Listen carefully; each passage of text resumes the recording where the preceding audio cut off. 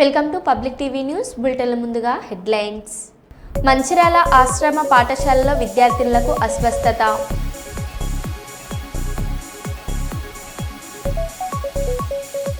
జమ్మూ కాశ్మీర్లోని వైష్ణోదేవి ఆలయం వద్ద భక్తులపై విరిగిపడ్డ కొండ చర్యలు.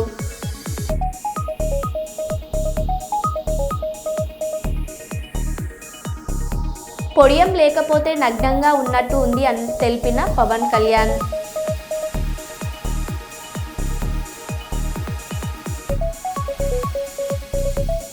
వరంగల్ జిల్లా కలెక్టర్ కార్యాలయం ముందు ధర్నా కార్యక్రమం.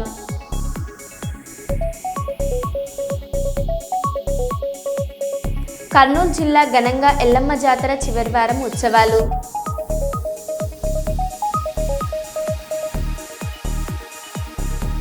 ఇక వివరాల్లోకి వెళ్తే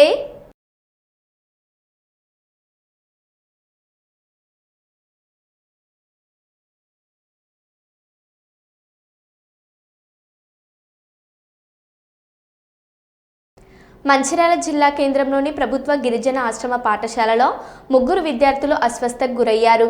పాఠశాల సిబ్బంది పట్టణంలోని మాతా శిశు ఆసుపత్రికి తరలించి వైద్య చికిత్స అందిస్తున్నారు. 4 రోజుల క్రితం అస్వస్థతకు గురి కాగా తల్లిదండ్రులకు సమాచారం అందించకపోవడంతో తల్లిదండ్రులు పాఠశాల సిబ్బందిపై ఆగ్రహం వ్యక్తం చేస్తున్నారు.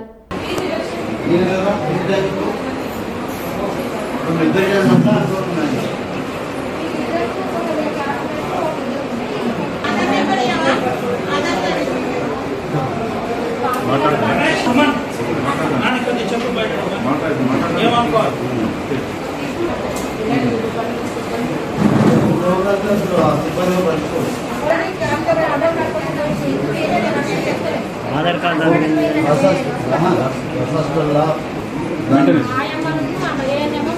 ఇప్పుడు ఆమె ఎన్నో రోజు చూసింది ఆమె వాడు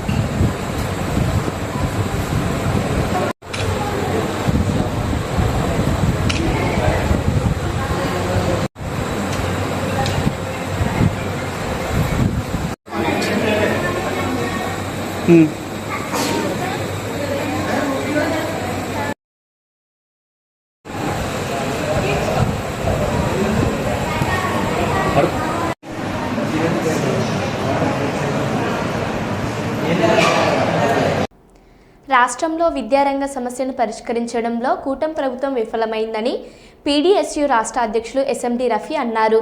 సోమవారం నాడు కర్నూలు కలెక్టరేట్ ఎదుట కేజీ నుండి పీజీ వరకు విద్యారంగ సమస్యలు పరిష్కారం కోరుతూ పీడీఎస్యూ ఆధ్వర్యంలో ధర్నా నిర్వహించారు. ఈ సందర్భంగా పీడీఎస్యూ రాష్ట్ర అధ్యక్షులు ఎస్ఎండి రఫీ మాట్లాడారు.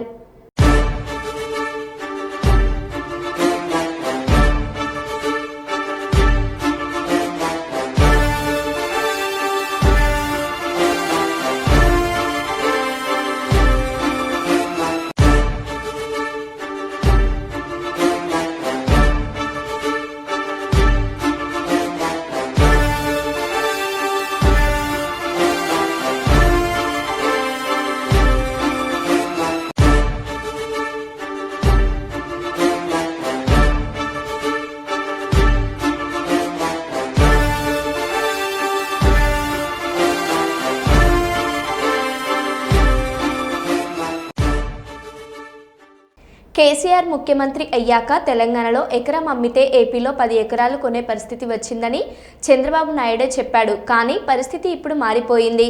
రేవంత్ 2 ఏళ్ల పాలనలో మొత్తం ఉల్టా అయ్యి భూములు రేట్లు తగ్గిపోయాయి.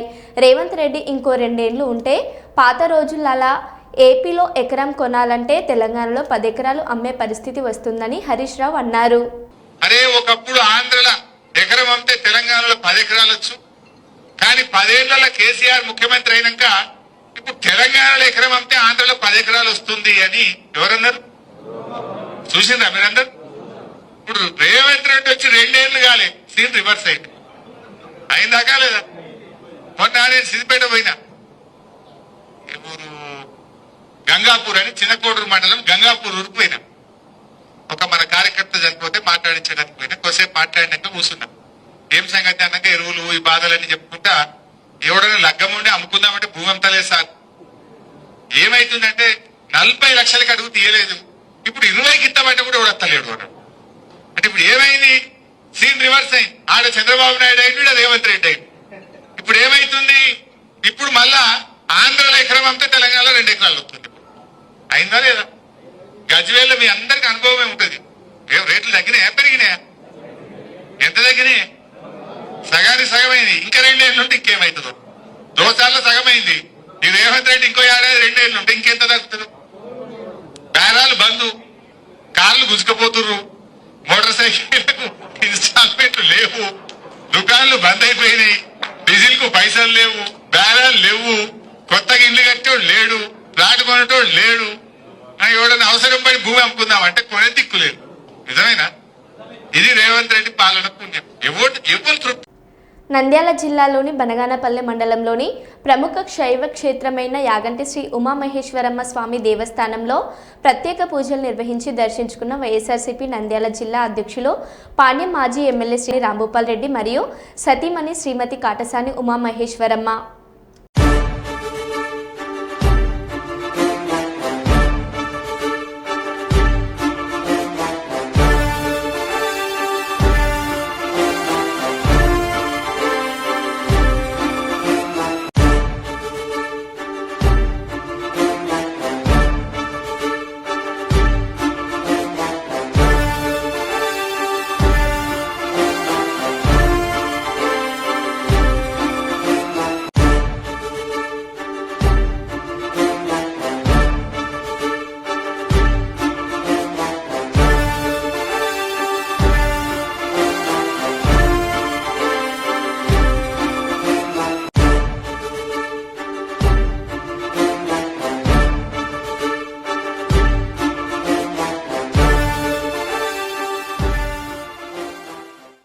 బీసీ హాస్టల్ బాలికలను వేధిస్తున్న కాంగ్రెస్ పార్టీ మాజీ కౌన్సిలర్ రోజు తాగి వచ్చి బాలికలపై చేతి వేస్తూ అసభ్యకరంగా ప్రవర్తిస్తున్న కాంగ్రెస్ పార్టీ మాజీ కౌన్సిలర్ రాజేష్ నారాయణఖేడ్ పట్టణంలోని బీసీ బాలికల హాస్టల్ వార్డెన్ శారద కుమారుడు రాజేష్ తమను వేధిస్తున్నాడని పోలీసులకు ఫిర్యాదు చేసిన విద్యార్థులు. రాజేష్ తమను అసభ్యకరంగా తాగుతున్నాడని హాస్టల్ సిబ్బందికి ఫిర్యాదు చేస్తే అన్నలాంటి వాడే ఏమవ్వదు అంటూ తిరిగి బాలికలను తిట్టిన హాస్టల్ సిబ్బంది. రాజేష్ ప్రవర్తన పట్ల తన తల్లి శారదకు ఎన్నిసార్లు ఫిర్యాదు చేసినా పట్టించుకోవడం లేదని ఆందోళనకు దిగిన బాలికలు. తనను ఎవరూ ఏమీ చేయలేరని, ప్రభుత్వం మాదేనని రాజేష్ అసభ్య పదజాలంతో దూషిస్తాడని ఆరోపిస్తున్న విద్యార్థినులు తమను వేధిస్తున్న కాంగ్రెస్ నాయకుడిపై కఠిన చర్యలు తీసుకోవాలని నారాయణఖేడ్ పోలీసులకు ఫిర్యాదు చేసిన బీసీ బాలికల హాస్టల్ విద్యార్థినులు. లంజలు ముండరని మాట్లాడతారు. తర్వాత నైట్ మేము అందరం పడుకున్నప్పుడు వచ్చి డోర్ని గట్టి గట్టిగా అనుకుంటా నిద్ర లేపుతారు. మీరు అందరు చదువుకోరు, ఎందుకు బతుకుతారు అని అంటారు. మేము పండుకున్నప్పుడు వచ్చి మా ఫొటోస్ తీస్తారు. గేట్ ముందు నుంచి ఎవరివైనా మీకోసమే వస్తారు, మీరు అందరు ఎవరి దగ్గర అన్నారు అని అట్లా ఇట్లా గలీజ్గా మాట్లాడతారు. వర్కర్ రేణుక లక్ష్మి, ఇప్పుడు వాళ్ళ కొడుకు వార్డన్ వాళ్ళ కొడుకు ఏం పేరు రాజేష్. డైలీ వస్తారా? డైలీ వస్తాడు, అందరిపైన చేతులు వేసుకుంటే మాట్లాడతాడు. ఇక్కడ వచ్చి మందు ఏమైనా తాగడం చేస్తాడా? మందు తాగడం ఏమైనా చేస్తాడా? అక్కడ రోజు మందు తాగి వచ్చి మా హాస్టల్ ముందు కూర్చుంటాడు. వచ్చి మీ రూమ్లలో దొరుకుతుంది. అక్కడ బయట కూర్చొని అందరిని కిందికి పిలుచుకొని మాట్లాడతాడు, చేతులు వేసుకుంటే మాట్లాడతాడు. ప్రతి ఒక్కరి మీద చేతి వేస్తాడా? అలాగే ప్రతి ఒక్కరి పైన చేతులు వేస్తాడు. చేతులు వేస్తుండ ఆంటీ ఒక్కసారి చెప్పండి కదా అంటే అక్కడ వర్కర్లు అంటారు కదా, ఏం కాదు మీకు అన్నలాంటోడే కదా, వేస్తే పడితే ఏమవుతుంది అని మాట్లాడతారు. మళ్ళా తినడానికి పోయినప్పుడు మంచిగా ఉందా మీకు, గట్లంటోళ్ళు అయితేనే కరెక్ట్ మంచిగా అయింది మీకు అని మాట్లాడతారు. సుపరిపాలనలో తొలి అడుగు కార్యక్రమంలో భాగంగా నేడు నంద్యాల R&B గెస్ట్ హౌస్ చేరుకున్న దేవాదాయ శాఖ మంత్రి ఆనం రామనారాయణ రెడ్డి. మంత్రి ఆనం రామనారాయణ రెడ్డికి సాదర స్వాగతం పలికిన మైనార్టీ మరియు న్యాయశాఖ మంత్రి ఫరాక్, పాణ్యం ఎమ్మెల్యే గౌరు చరిత మరియు స్థానిక ప్రజాప్రతినిధులు, దేవాదాయ శాఖ అధికారులు నంద్యాల జిల్లా పాణ్యం నియోజకవర్గంలోని గడివేముల మండలం దూర్వేసి గ్రామంలో సుపరిపాలనలో తొలి అడుగు కార్యక్రమంలో స్థానిక ఎమ్మెల్యే చరితతో కలిసి పాల్గొననున్న మంత్రి ఆనం.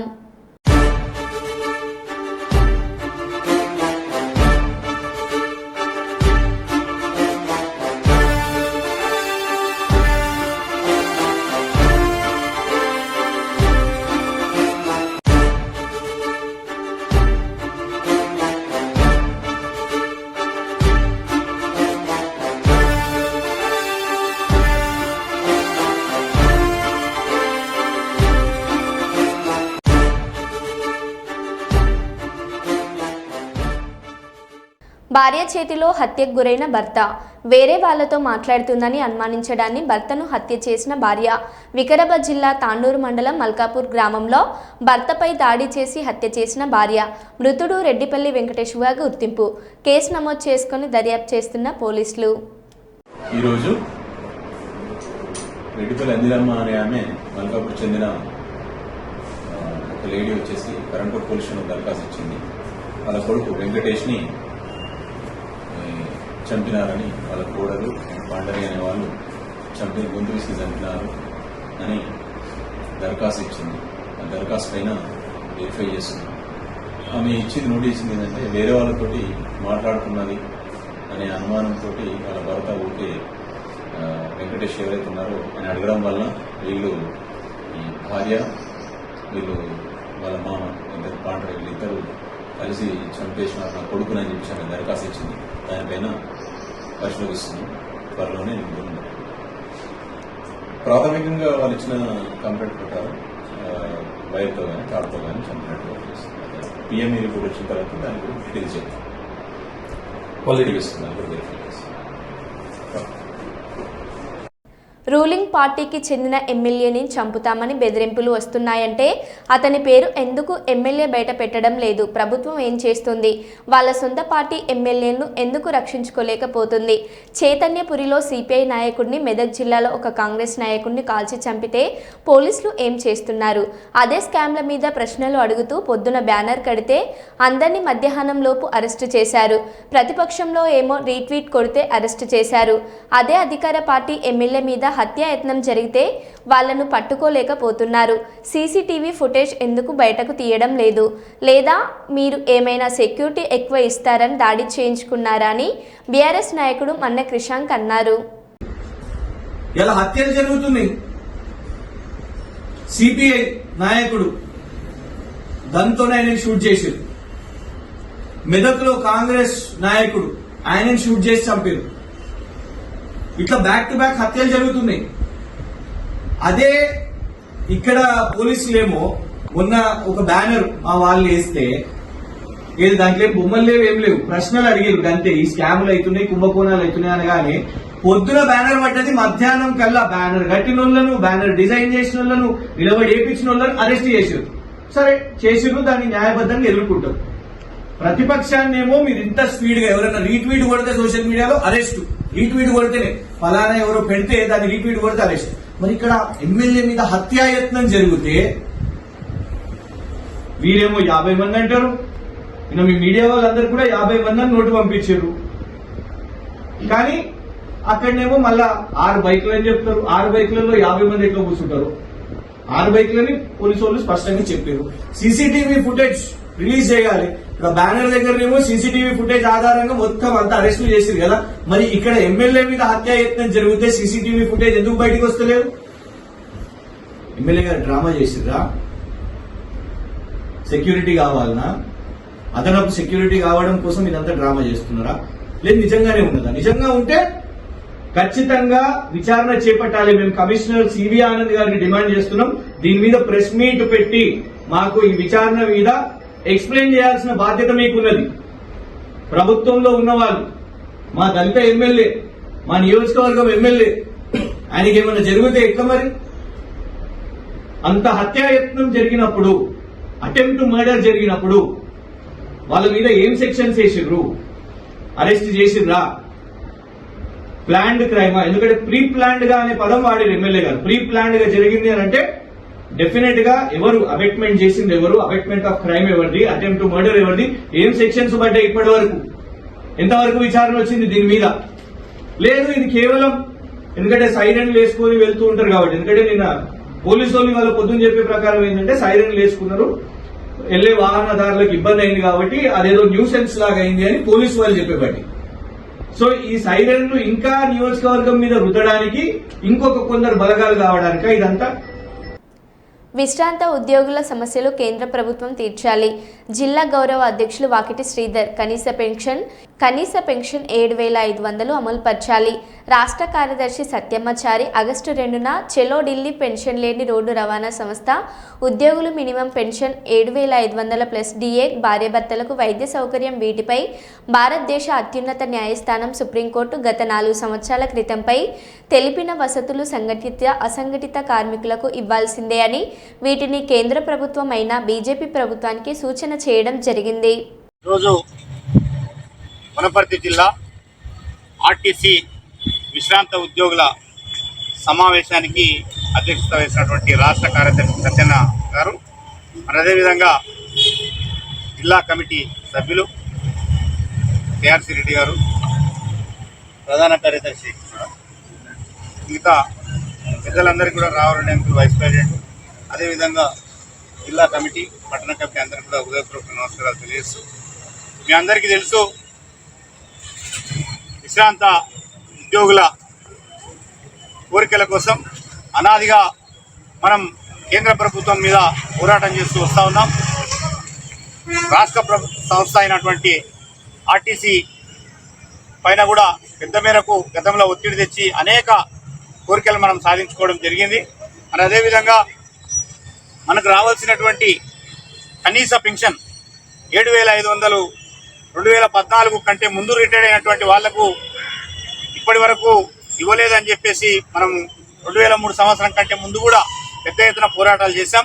మరి దాన్ని గుర్తించినటువంటి ఢిల్లీ అత్యున్నత న్యాయస్థానం సుప్రీంకోర్టు కేంద్ర ప్రభుత్వానికి, ప్రస్తుతం పాలిస్తున్నటువంటి బీజేపీ ప్రభుత్వానికి నేరుగా సుప్రీంకోర్టు సూచన చేసినప్పటికీ కూడా వారి యొక్క కనీస 7,500 రూపాయలు చెల్లించాలని, అసంఘటిత కార్మికుల కోరికలు తీర్చాలని చెప్పేసి సుప్రీంకోర్టు తీర్పు ఇచ్చినా కూడా ఇప్పటి వరకు ఈ ఆచరణలో పెట్టలేదు ఈ నరేంద్ర మోడీ ప్రభుత్వం. కాబట్టి మరొకసారి ప్రభుత్వం పైన ఒత్తిడి తెచ్చే వరకు, ఈ నెల 31వ తారీఖు వరకు మన కోరికలను నెరవేర్చాలనడంలో ఆలస్యం చేస్తే 2వ తారీఖు నాడు జంతర్ మంతర్లో పెద్ద ఎత్తున అసంఘటిత కార్మికుల, విశ్రాంత ఉద్యోగుల ఆధ్వర్యంలో చేస్తున్నటువంటి ఈ యొక్క ధర్నాకు మన వనపర్తి నుంచి కూడా మన సంఘం నుండి 5 మందిని ప్రతినిధులను పంపడం జరుగుతూ ఉంది.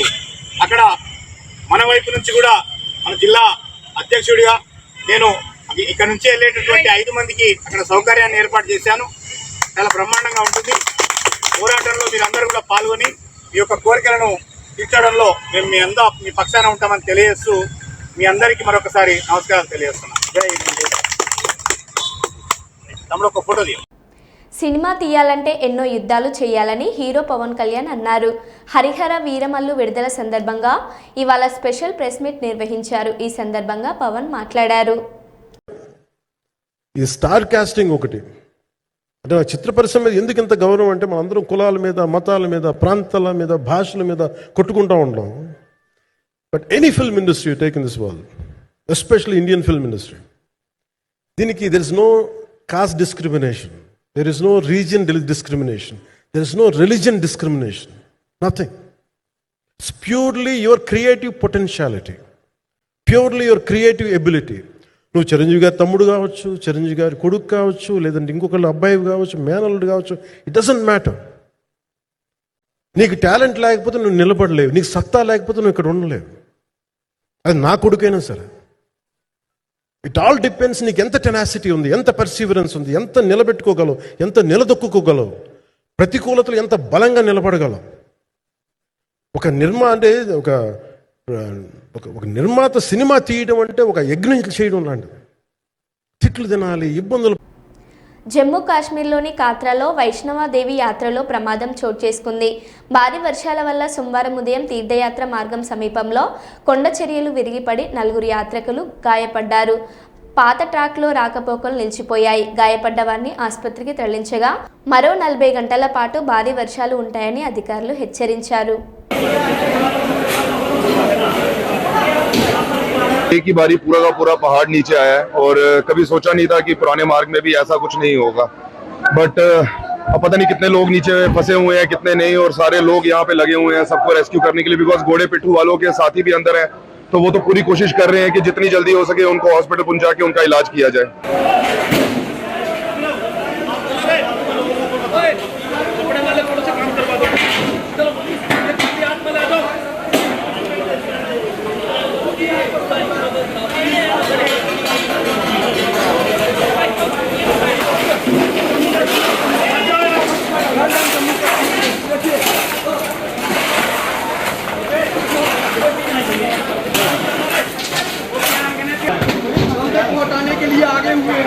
जम्मू कश्मीर पुलिस के जवान इस समय मलबे को हटाते हुए उनके साथ सीआरपीएफ और श्राइन बोर्ड के भी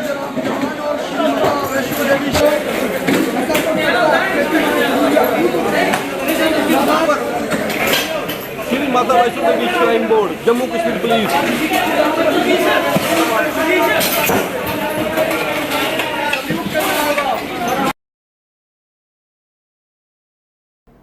హరిహర వీరమల్లు జూలై 24న ప్రపంచవ్యాప్తంగా విడుదల కానున్న సందర్భంగా మూవీ ప్రదర్శనలో భాగంగా ప్రత్యేకంగా మీడియా సమావేశం జరిగింది. ఈ ప్రెస్ మీట్లో పాల్గొన్న పవన్ కళ్యాణ్ ఆసక్తికర వ్యాఖ్యలు చేశారు. పోడియం లేకపోతే మాట్లాడడం కష్టంగా ఉంది, నగ్నంగా ఉన్నట్టుంది. సినిమా పరంగా మీడియాతో ఇది మొదటి ఇంటరాక్షన్. నేను ఒక యాక్సిడెంటల్ యాక్టర్ పనిచేయడం తెలుసు కానీ ప్రచారం చేయడం రాదు అని వ్యాఖ్యానించారు.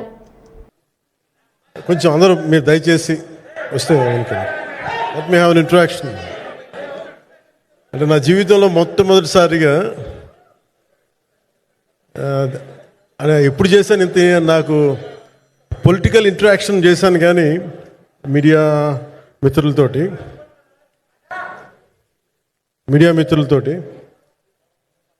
సినిమా పరంగా నేను ఎప్పుడు ఆలోచించలేదు, ఎప్పుడు నాకు అన్న చేయలేదు.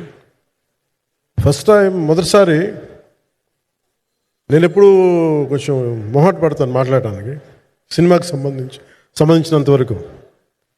ఇక్కడ సినిమాని ఎలా ప్రమోట్ చేసుకోవాలో నాకు తెలియదు, పని చేయడం తెలుసు తప్ప దీన్ని అంటే మనం ఇంత చేసామని చెప్పడం ఎప్పుడు నాకు కొంచెం ఎబ్బెట్టుగాను ఇబ్బందిగా ఉంటుంది. ఇంకా నేను చాలా యాక్సిడెంటల్ యాక్టర్ అండ్ ఇంకా గత్యంతరం లేక టెక్నీషియన్ అయిన వాడిని. నాకు నచ్చే సన్నివేశాలు నచ్చే సినిమాలు చేసుకోవడానికి ఆ పరిస్థితుల్లో ఇది నా మొదటి ఇంటరాక్షన్. ఇది జాతీయ త్రివర్ణ పథకం అడాప్షన్ డే సందర్భంగా త్రివర్ణాన్ని గౌరవిస్తూ దేశాన్ని ప్రేమిద్దామనే నినాదంతో చెన్నూరు లయన్స్ క్లబ్ వారి ఆధ్వర్యంలో స్థానిక ప్రాథమిక పాఠశాల కొత్తగూడెం కాలనీలో ఈరోజు జాతీయ జెండా దత్తత దినోత్సవాన్ని జరుపుకోవడం జరిగింది. ఈ కార్యక్రమంలో భాగంగా పాఠశాల విద్యార్థులకు పుస్తకాలు పెన్సిళ్లు పంపిణీ చేయడం జరిగింది. ఈ సందర్భంగా చెన్నూరు లయన్స్ క్లబ్ అధ్యక్షులు లయన్ జాడి తిరుపతి గారు మాట్లాడారు. జాతీయ పతాకాన్ని భారతదేశానికి అడాప్షన్ అంటే దత్తత ఇవ్వడం జరిగింది. భారత రాజ్యాంగ పరిషత్ వాళ్ళు జూలై 27 1947 రోజున ఈరోజు మనకు ఈ దత్తత ఇవ్వడం జరిగింది జాతీయ పతాకం. మరి ఇవాళ జాతీయ పతాకాన్ని మనం 15 ఆగస్టుకు ఫ్లాగ్ హాయిస్టింగ్ చేస్తాం. అంటే ఇవాళ ఈ జాతీయ పతాకాన్ని మనము సార్ చెప్పారు, ఈ రంగు ఎందరో యోధులు వాళ్ళ ప్రాణాలర్పించి మనకు దేశానికి స్వాతంత్రం ఇచ్చిన రంగులు వాళ్ళు. ఈ రంగు చూస్తే మనకు వాళ్ళకు గుర్తుకు రావాలి. ఈ రంగు తెల్ల రంగు చూస్తే శాంతికి నిలయండి, పచ్చ రంగు హరిత సంపదకు నిలయండి. అంటే మన దేశాన్ని అభివృద్ధి పరిచే విధంగా ఈ హరిత సంపద. అంటే ఈ చక్రం అనేది అశోకుని చక్రం, అశోకుడు మహారాజు. ధర్మానికి నిలయం. అంటే ఇవాళ మనకి అడాప్షన్ చేసినటువంటి ఇలా ఈ జెండాను మరో బులెటిన్లో మళ్ళీ కలుద్దాం. Stay tune.